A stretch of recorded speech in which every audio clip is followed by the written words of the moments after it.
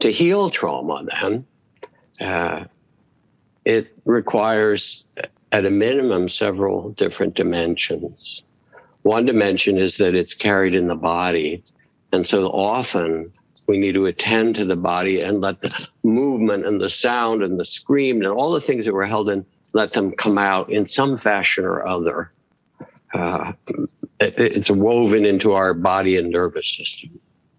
The second dimension is all the emotions that it has, which, if it's grave trauma, can be terror and screams and rage and grief and all the complex, painful human emotions, loneliness and fear.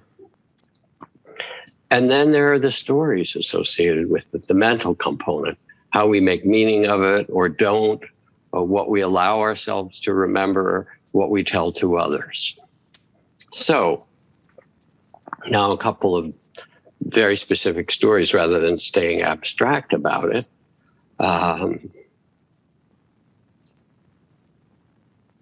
I worked on retreats with returning vets, combat vets, and did this with Luis Rodriguez, one of our great Latino poets. He was the poet laureate of Los Angeles a couple of years ago, and Malidoma Somé, a West African shaman, medicine man who has a couple of PhDs on the side, Michael Mead, our greatest living mythologist, and so forth.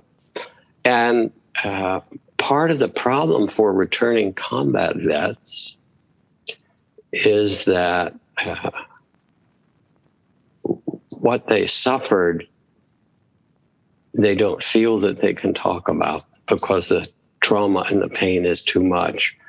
The words are this: I can't tell you what I saw, and I can't tell you what I had to do. And the second one is even worse than the first because it's, the Irish call it a geish. It's a weight on the soul.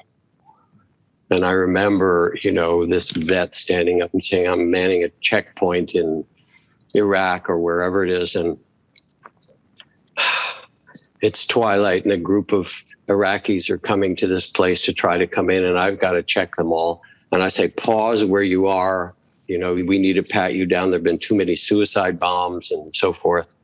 And this one older guy just keeps marching right toward me. I say, no, halt in Arabic. I shout. He keeps coming. Finally, I shoot him. And the women in the group start shrieking and yelling. And then my translator says in my ear, they're saying, the old man was deaf. And the vet who was there just started to weep, carrying that death in his heart.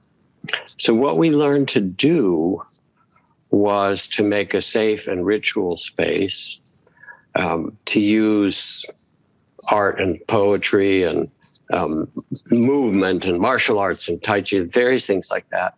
But most importantly, we invited the vets to tell their story.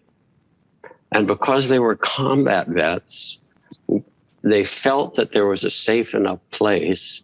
And they said, we can't tell these stories to our families. It would traumatize them. It would be too terrible, what we've seen. So we can't tell them to anybody. And they carried them in their hearts. We not only invited them to tell the stories that they never told, stories you're not supposed to tell, so to speak, but then we invited them to write them, to write a poem or a story or dictate them if they couldn't write. And as they did, of course, there was tremendous catharsis and emotion and tears and rage and memories and all these things getting released emotionally and physically. And then at the end, we invited in a special ritual their families and the people closest to them to come. And the combat vets were in front of the room or like on a little stage. And they were invited to stand up and read a piece of things that they'd never told that would free them, what they needed to say. And they each did. People wept each time. And the most important thing is that we had a ritual each time someone spoke that says, we hear you, we understand what you had to do. we welcome you home, we welcome you back. And that movement of witnessing body, heart, and mind by the community, and then saying, you are welcome back as part of us, was an enormously healing moment, an enormously healing time. And I think about all these vets who get disgorged by a bus on a street corner after they've left their uniform, carrying all that baggage. There's a huge high suicide rate, and nobody ever hears their story.